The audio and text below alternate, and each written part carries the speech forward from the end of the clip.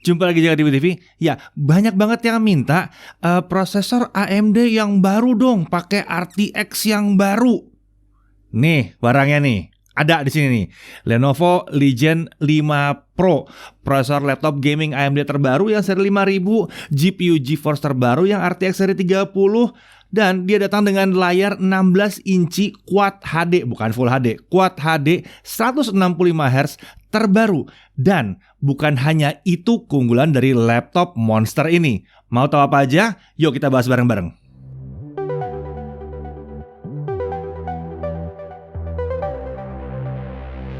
Lenovo Legion 5 Pro. Ya, jelas ini adalah sebuah laptop yang monster banget performance-nya. Ya, kalian tidak berharap ini harganya 9 juta kan? Nggak mungkin dong. Ya, buat kalian yang baperan dengan laptop yang kenceng parah, lengkap parah dengan harga yang agak tinggi, ini mungkin bukan video buat kalian. Tapi buat kalian yang pengen tahu perkembangan teknologi terkini, terutama perpaduan prosesor AMD terbaru dengan GPU GeForce RTX terbaru, sepertinya video ini akan cocok banget buat kalian. Oke, kita mulai aja. Legion 5 Pro ini adalah laptop gaming yang mengusung layar baru 16 inch Quad HD, dan ini yang pertama kali di dunia yang menggunakan 165 Hz. Dia menggunakan prosesor AMD Ryzen 7 5800H, codename Cezanne ya. Arsitektur Zen 3 fabrikasi 7 nanometer, 8 core, 16 thread, total cache-nya dari 16 mega. Besar ini ya. Memori atau RAM-nya seharusnya untuk unit ini adalah nggak gede-gede banget di 32 GB. Sayangnya yang datang kita di 16 GB. Ya memang ini adalah sampel awal ya. 16 GB dual channel. Jadi kita akan lihat performance di 16 GB dual channel. Aslinya akan sedikit lebih tinggi tentunya karena dia pakai 32 GB dual channel ya. Nggak gede-gede amat. Untuk storage, dia menggunakan storage aslinya sesuai dengan yang akan dijual 1 TB SSD M.2 NVMe PCIe, dan masih tersedia slot M.2 kedua untuk nambah kapasitas storage. Masing-masing slot M.2 ini dilengkapi dengan heatsink untuk mendinginkan SSD-nya. Jadi disiapkan untuk SSD yang high performance memang. Nah, untuk grafiksnya GPU dia menggunakan Nvidia GeForce RTX 3070 untuk laptop ya. Maksimum graphics powernya ada di 140 watt. Maksudnya apa nih? Ini menandakan bahwa laptop ini menggunakan versi full performance. Jadi RTX itu ada yang full performance, ada yang hemat daya. Ini yang full performance. Dilengkapi dengan 5120 CUDA cores yang jumlahnya emang nggak sama dengan versi desktop yang ada di 5888 CUDA cores, tapi udah mirip banget sebetulnya. RAM-nya 8GB GDDR6, ini sama dengan yang desktop. Memori busnya 256 bit sama dengan desktop. Jadi ini mirip banget sama versi desktop. Tentunya dia sudah punya fitur resizable bar yang telah aktif di sini. Fitur ini memungkinkan prosesor dapat mengakses penuh seluruh kapasitas memori yang ada pada GPU discrete yang 8GB tadi ya. Fitur ini seharusnya akan meningkatkan performance graphics atau performance yang terkait dengan grafik. Jadi termasuk gaming, performa gaming yang harusnya meningkat. Nah, untuk integrated graphics dia pakai AMD Radeon Graphics yang Vega, fabrikasi 7 nanometer, otomatis karena dia bawaan dalam prosesor 512 shader dengan GPU clock di 2 GHz. Dan di laptop yang satu ini disediakan hybrid mode di mana dia bisa ganti-gantian tuker-tukeran ya dengan VGA-nya Nvidia. Jadi itu akan membuat dia lebih irit daya. Ini disebut sebagai hybrid mode. Kalau settingnya off, GPU Nvidia akan aktif terus-menerus. Ini membuat game itu pasti menggunakan GPU Nvidia. Jadi nggak mungkin salah pilih GPU di situ ya.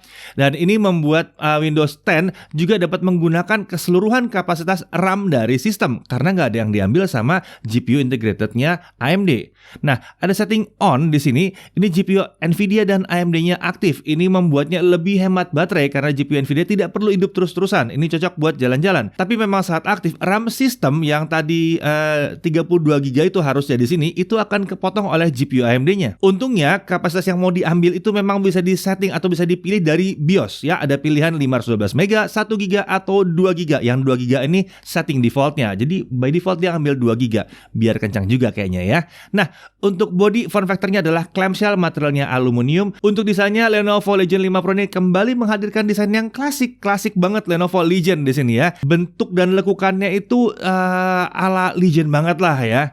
Kesan desain klasik Legion ini juga makin kuat dengan adanya logo Y. Ya, ada logo Y di punggungnya. Ukurannya besar dan memancarkan cahaya putih. Ya, ini logo Y ada yang ingat asal dari mana? Karena dulu Legion berasal dari Y series. Ya, dulu namanya emang semua kodenya Y untuk laptop gamingnya Lenovo. Itu sebabnya sampai sekarang pun masih pakai huruf Y itu tadi ya. Seperti bagaimana biasanya Legion ya, penampilannya memang sebetulnya walaupun bisa dilihat sebagai gaming tapi juga sederhana seperti laptop profesional. Ini cocok buat mereka yang mau menggunakan laptop performa tinggi tapi dengan penampilan yang tidak terlalu mencolok atau menarik banyak orang di tempat umum seperti di kantor atau di cafe.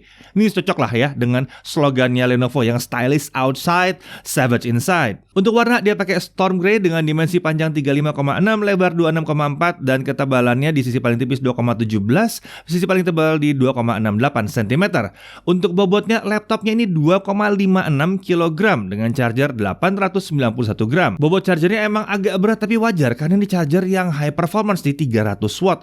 Total bobot yang dibawa adalah 3,46 kg. Wajar lah. Ini emang monster sih, nanti lihat aja di performance-nya. Sekarang kita bahas dulu displaynya. Ukuran displaynya adalah 16 inch. Ya, 16 bukan 15,6. Bukan juga 17,3. Ini adalah ukuran yang baru yang belum pernah kita temui di laptop gaming ya. Nah, untungnya dengan layar yang lebih besar ini ukuran bodi Lenovo Legion 5 Pro ini masih terasa seperti laptop 15,6 inci. Yang menariknya adalah dulu 15,6 inci itu ukurannya kayak 14 inci. Jadi hebat ya, makin lama makin tipis aja bezelnya itu ya. Layar ini memiliki resolusi QHD atau 2560x1600 pixel dengan aspek rasio 16:10. Aspek rasio ini membuat tampilan layar saat main game jadi lebih luas dibandingkan dengan aspek rasio 16:9. Dipakai buat kerja ini juga lebih enak karena dia lebih tinggi rasanya gitu ya. Ini adalah panel IPS 100% sRGB 500 nits kecerahannya luar biasa banget dan ini mendukung teknologi VESA Display HDR dan Dolby Vision. Hal yang menarik lagi, layar ini sudah dikalibrasi oleh pabrik Lenovo sendiri dengan sertifikasi X-Rite Pantone ya. Ini membuat dia punya color profile layar dari X-Rite Color Assistant dengan pilihan Rec 709, sRGB default, dan ada juga pilihan untuk not calibrated. Nah, layar ini juga punya refresh rate yang menarik, 165 Hz. Bukan 120, bukan 144, ini sudah naik lebih tinggi lagi. Ini adalah kategori refresh rate baru untuk laptop gaming. Ini refresh rate 2021 lah ya. Untuk response time, ini juga cukup bagus di 3 millisecond. Nah, layar ini menggunakan permukaan anti glare yang membuatnya memang nyaman untuk pemakaian, buat ngetik, buat ngedit, buat main game. Nggak terlalu banyak pantulan-pantulan ya di layar ini. Bingkai layarnya juga tipis di 4 sisi, bahkan bingkai sisi bawah pun yang biasanya tebal sudah ditipiskan. Ini membuat tingkat screen to body ratio mencapai 90%.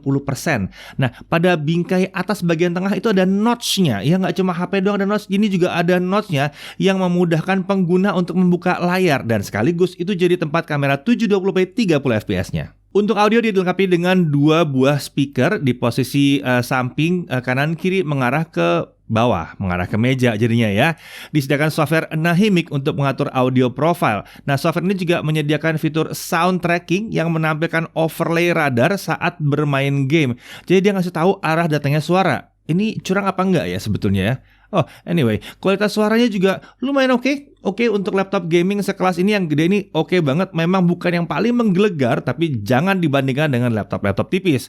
Ini udah kencang suaranya.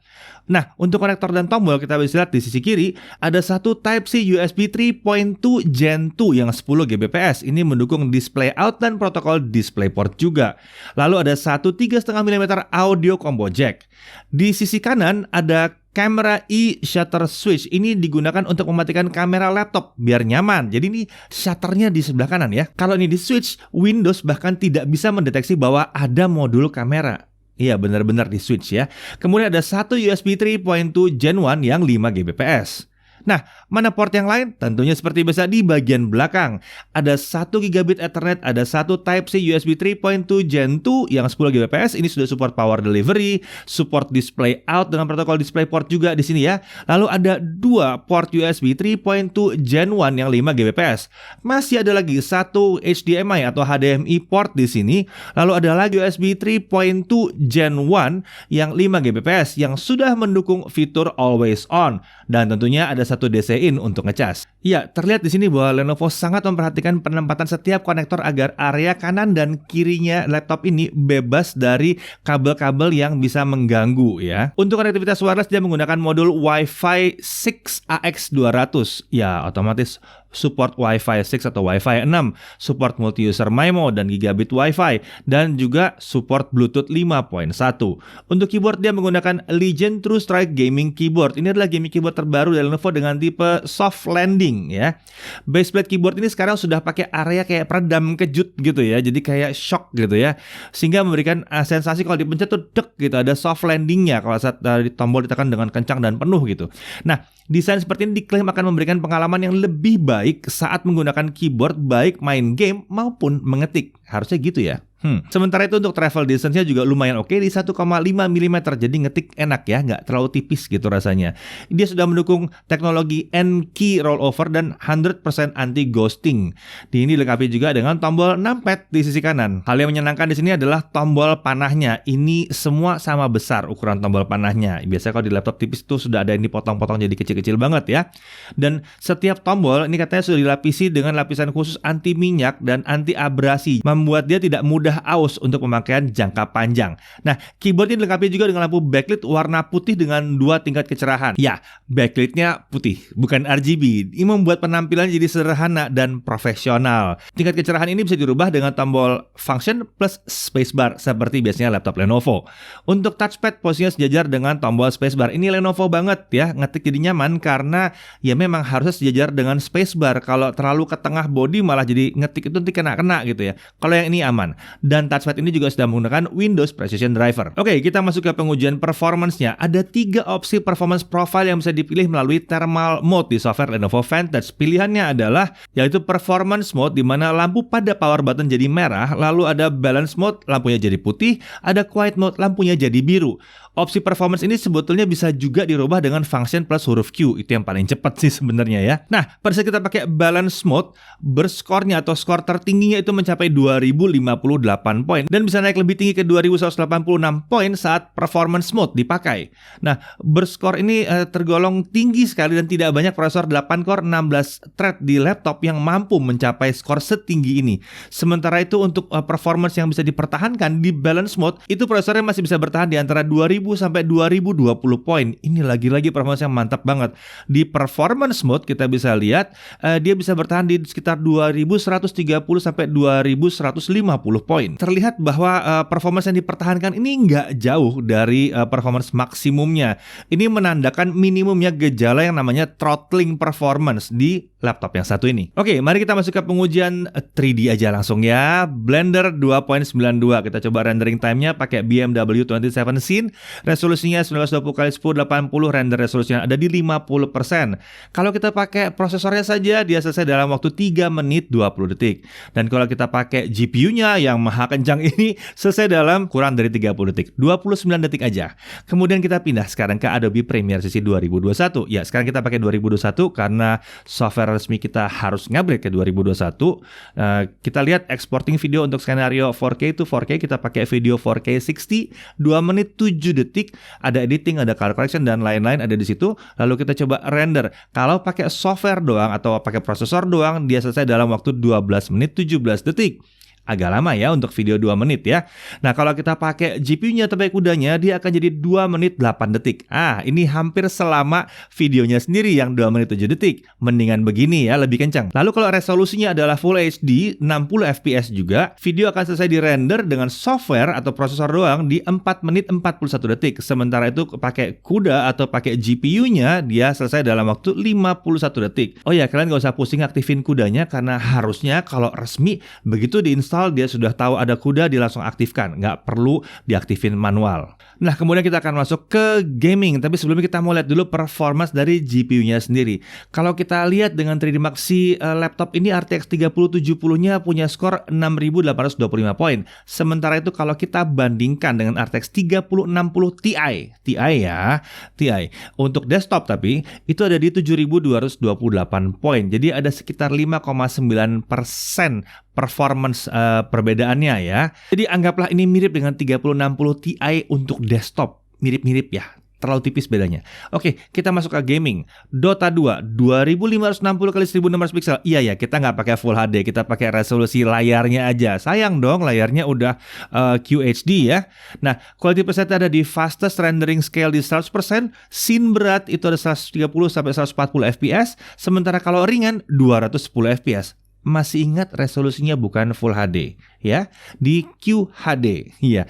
Untuk CS:GO 2560 x 1600 bisa juga dia jalan situ, quality presetnya di low dan kita mendapatkan 270 sampai 580 fps. Ini udah agak keterlaluan ya, tapi karena kita mau bandingin dalam tabel kita, jadi memang kita standarnya pakai quality presetnya di low. Lagi pula yang bertanding juga biasanya akan nyeting di situ demi kecepatan ya.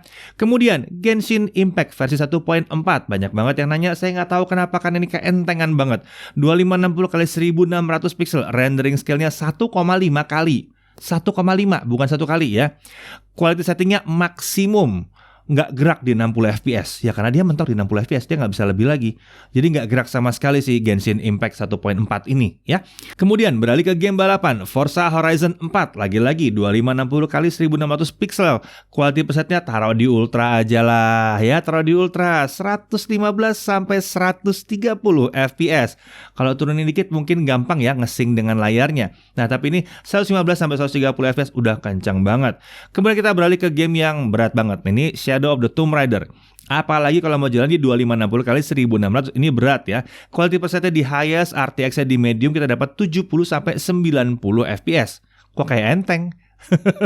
Lalu Death Stranding 2560 x 1440 pixel, karena nggak ada opsi untuk 1600-nya ya.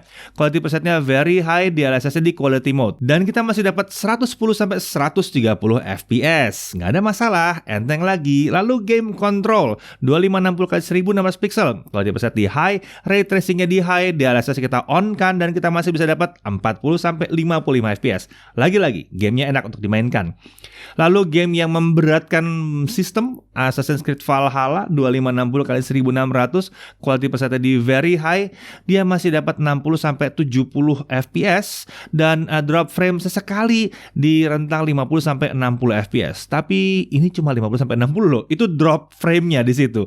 Jadi enteng banget sebetulnya. Oke, gaming kencang, mari kita cek storage-nya. Dengan Crystal Smart kita lihat bahwa storage-nya ini untuk kecepatan bacanya ada di 3387 Mbps. Kemudian untuk tulisnya ada di 3090 Mbps. 3000 dan 3000 ini berarti kencang banget, walaupun ini belum sampai ke generasi yang paling baru yang bisa mendekati 5000.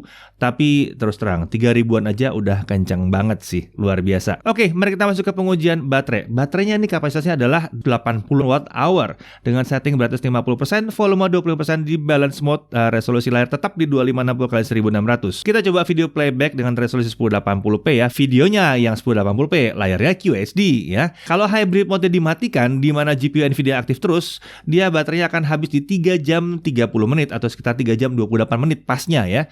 Sementara kalau hybrid mode dihidupkan ya, jadi dia bisa switching, dia bisa bertahan 7 jam 1 menit. Jadi untuk aktivitas ringan jelas banget sebaiknya aktifkan selalu fitur hybrid mode. Nah, kalau main game gimana? Kita main Dota selama 1 jam, Dota 2 1280 x 800, quality presetnya di fastest 100% render. Battery boostnya kalau di off kan, sisa baterainya dalam 1 jam adalah 38%. Jadi hidupkanlah baterai boostnya di 60 fps dan kita mendapatkan sisa baterainya 63%. Ini berarti kalian bisa main Dota 2 selama 2 jam hanya pakai baterai. Oke, bagaimana dengan charging? Dia punya rapid charging loh. Luar biasa ya. Tapi coba kita matikan dulu rapid chargingnya. Dan ternyata kita masih bisa mendapatkan bahwa 1 jam charging bisa mengisi dia 54%. Sementara itu untuk full, dia hanya butuh waktu 2 jam 5 menit. Ini tergolong oke banget, karena 2 jam itu oke banget.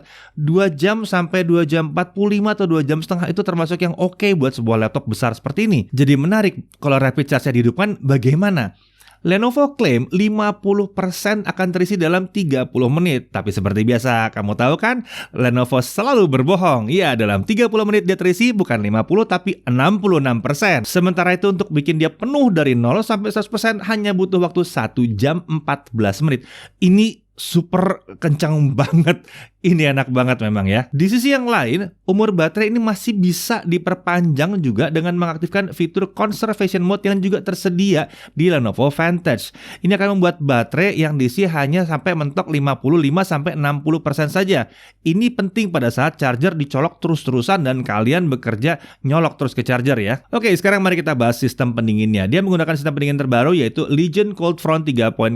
Dilengkapi dengan 4 heat pipe tembaga dan 2 kipas yang mendinginkan CPU, GPU, chip GDDR6, komponen VRM, dan chip PCH juga di situ. Wow, semuanya dinginin ya. Dilengkapi pula dengan 4 ventilasi pembuangan panas di kanan, kiri, dan belakang kanan kiri juga. Oke, mari kita lihat suhu kerjanya. Di balance mode kita bisa melihat kalau kita hajar dengan Cinebench R15, suhu prosesor berfluktuatif naik turun kisaran 79 sampai 84 derajat Celcius. Ini normal, baik-baik saja di sini. Nah, di performance mode ya, ini suhunya agak tinggi di 94 sampai 96, tapi itu peaknya aja ya, gunung-gunungnya aja itu sampai 94 sampai 96 derajat Celcius. Sebetulnya ini masih lumayan oke, tapi meski pengujian kami hanya menunjukkan bahwa suhunya itu memang hanya di puncaknya aja segitu, kami tetap menyarankan bahwa pengguna laptop ini memastikan bahwa suhu ruangannya cukup baik saat menggunakan high performance mode, terutama kalau aplikasi kalian memang makainya prosesor full. Tapi itu udah jarang sih sebenarnya. Kebanyakan prosesor itu tidak dipakai secara full, tapi akan di-share dengan GPU kalau memang aplikasinya berat, seperti Blender misalnya. Nah, untungnya performance prosesor di mode balance tidak berbeda jauh dibandingkan dengan performance mode. Ini terlihat pada pengujian Cinebench tadi ya. Jadi kalau kami akan pakai balance by default. Jadi balance aja terus gitu, karena performance udah tinggi banget sebenarnya. Kalau benar-benar dibutuhkan, baru tuh kita pakai performance mode dengan memastikan bahwa suhu ruangannya tidak panas. Sementara itu kalau kita lihat suhu GPU-nya, kita load 3D Mark Firestrike Stress Test dengan performance mode. Suhu tertingginya cuma sampai di kisaran 79 derajat Celcius aja. Masih aman di sini. Nah, untuk memastikan bahwa performance mode ini benar-benar aman, sebetulnya kita coba aplikasi real world-nya deh. Kita coba Blender dulu ya, aplikasi 3D. Pada pengujian ini suhu prosesor bergerak di rentang 73 sampai 85 derajat Celcius, sementara RTX 3070-nya ada di kisaran 74 derajat Celcius. Oh, masih aman. Padahal ini software yang lumayan berat di 3D ya, 3D rendering. Lalu kalau kita pakai Adobe Premiere Pro, kita melihat bahwa suhu perlahan naik dari 55 derajat Celcius dan mencapai titik tertinggi hanya di 79 derajat Celcius saja. Jadi nggak tinggi-tinggi banget. Sementara suhu tertinggi dari GPU-nya hanya mencapai 69 derajat Celcius. Lalu untuk main game dengan Assassin's Creed Valhalla, kita lihat 30 menit itu suhu prosesor di 82 sampai 84 derajat Celcius, masih aman. Dan GPU-nya ada di 77 sampai 79 derajat Celcius. Kelihatannya memang ya skenario yang mengerikan tadi itu hanya terjadi pada software Cinebench aja, software benchmark. Di software keseharian yang kekinian kita tidak melihat suhunya bisa setinggi itu. Nah, sekarang mari kita lihat suhu permukaan body dengan thermal imaging. Yang kita lakukan adalah main game 30 menit dengan Assassin's Creed Valhalla. Tentunya ini akan membuat body jadi lebih panas ya. Nah, bagian body paling panas itu ada di area atas keyboard, area sekitar tombol enter dan arrow ya atau panah ya, dan ventilasi pembuangan panas dengan suhu yang bisa mencapai 48 derajat Celcius. Untungnya, area sekitar tombol ASDW yang biasa digunakan untuk main game itu masih terjaga di bawah 40 derajat Celcius bahkan ya. Dan palm rest atau tempat kita naruh telapak tangan itu tetap di bawah 35 derajat Celcius. Itu berarti kalau kita gaming berjam-jam nggak ada masalah. Oke, tentunya kalian pengen tahu harganya berapa monster yang satu ini ya. Ada 2 varian Legion 5 Pro untuk pasar Indonesia. Keduanya menggunakan AMD Ryzen 7 5800H dengan layar IPS QHD 165 Hz. Yang dua ini sama untuk kedua sistemnya ya. Nah, yang berbeda adalah ada versi seperti yang seharusnya kami uji itu yang RAM-nya 32 GB, SSD-nya 1 TB dengan RTX 3070 laptop GPU yang 8 GB. Nah, itu harganya di 29.999.000. Sementara itu untuk yang RAM-nya 16 GB itu seharusnya bertemu dengan RTX 3060 laptop GPU yang 6 GB GDDR6. itu harganya di 25.999.000. Terus dapatnya laptop doang? Enggak dong. Sistem operasi Windows 10 ada di sini. Microsoft Office Home and Student 2019 senilai 1,8 juta yang aktif selamanya ada juga di sini.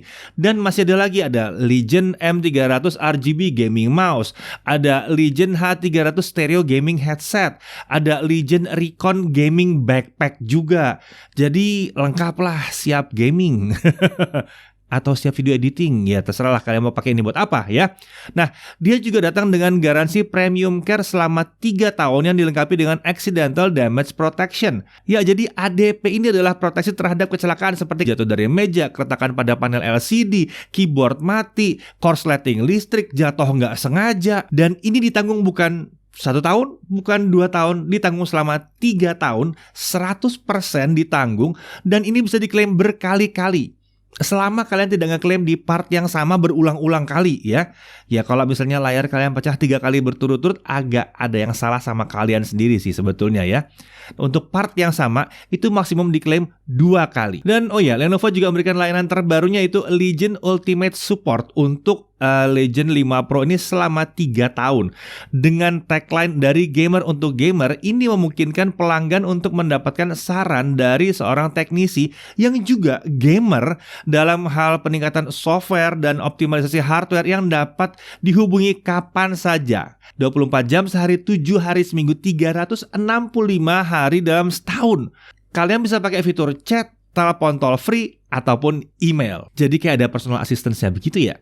Oke, hal yang perlu diperhatikan, suhu kerja prosesor emang tergolong agak tinggi untuk skenario pekerjaan yang membebani prosesor 100% terus-menerus di performance mode. Lucunya, hal ini agak jarang terjadi.